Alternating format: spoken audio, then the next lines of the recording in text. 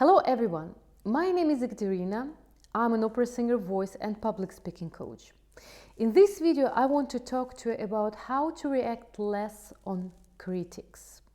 This week I talked with my clients pretty much about criticism, and we figured out that in this world there are so many people with big talents, with unique experiences, unique talents, unique knowledge. However, many of them are so afraid to share all of this uniqueness with big audience because they are so afraid of being criticized. So I want to give you in this short video some ideas about what is criticism and how to react less on it. Criticism is nothing else than a tool of manipulation. So manipulation is also all about negative action. The person who criticizes, abuses, or let's say the manipulation and criticism is all about or based on depreciation, competition, on abuse, on all these negative things which create a pretty big emotion in the other person. So you have to understand that it's very important that criticism is a manipulation. And the following 5 points I want to tell you should help you to at least have some ideas how we can reduce these triggers of being criticized. So the point number 1 is you have to know that criticism is a projection. The person who criticizes, for example, you or someone else, just projects own unloved points. Or, for example, so many women are unhappy with the look, how they look. So they see someone on social media absolutely perfect and they start to criticize because they're getting jealous, because actually also on social media so many women look pretty unreal. Or also, other things, but the most important thing you should understand that criticism is the projection, and 95% of the critics has nothing to do with you. It is a projection of the person who criticizes. So if the person is so unhappy with whatever, for example, I often get in the comments below that everything what I'm telling is a bullshit, and I'm like, if you don't like it, don't watch it. I don't have any problems with it. You can do your own videos. No problem. So, yeah, the projection of other people.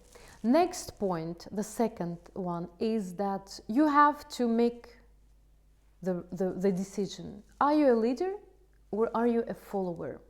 Because a person who's a leader, he or she knows exactly at what he or she is very good, what kind of strengths this person has, and is focusing on the good things, not on the bad things. On the other hand, the person who is the follower or a victim, let's say, because usually people are who reacts on critic, they're pretty victim, in this victim role. They decide to be victims because they take everything what other people say about them too serious. And this is the point. Criticism is a manipulation, and the manipulator is this kind of aggressor who criticizes the victim. So it's the endless kind of back and forward actions, aggression, victims, victim, aggression, and so on. So my idea is that you have to make decision. Do you want to be a leader or you want to be a victim, a follower? Because it's pretty hard to criticize a leader because he or she basically doesn't have the time to think about that kind of stuff. The leader is so focused on where to go and how to get there. Next thing is that also about leadership skills, you should improve your confidence. Confidence, especially in terms of public speaking, is a huge topic because many people have lack of confidence. But what is confidence? It's also based on the decision making also based on, are you focusing on what you're focusing, let's say like this. Are you focusing on the things you are good in, or are you focusing on things you're not good enough? And from my experience, I tell you that the most people are so focused on what is not enough, instead of focusing on what I can do easily. What are my talents?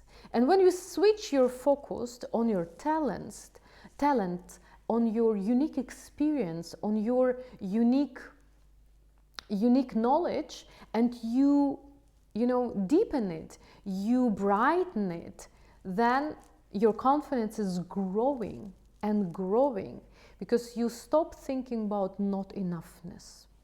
Next thing is that it helps to react less on critics when you program yourself for success. What does it mean? Programming yourself means that you have a clear goal where you want to be in, let's say, 10 or 20 years. And from my experience, I also see that most people never think about where they want to be tomorrow or next week. So they just go with the flow without any goal, and the life goes by so quickly and they don't do anything. So what's the point? The point we're all here is to live the life, to live your life, meaning that having a big idea of where you want to be, it has also a lot to do with being a leader of your life, being confident, and also work on your limiting beliefs, or on some other bad experiences, maybe, or maybe rewriting your bad experience in the past, because some people, or many people, are so hanging on these negative experiences they had in the past. But the past in the past. I always say, leave the past in the past. Focus on other things. And of course, if it's hard for you to work on or rewrite your limiting belief, there are so many specialists who can help you with that. So pretty many coaches or therapists who easily can fix this problem. So I hope that I could give you some ideas how to react less on critics. But my short summary is, critics, I repeat it one more time, is a tool of manipulation, and you decide, you make the decision for yourself.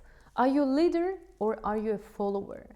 And if you decide to be a leader, you should focus on your strengths and not on other people's opinion. If you like this video, thanks a lot for your thumbs up. If you have more questions, write in the comments below and subscribe to my channel. See you in the next video. Bye bye.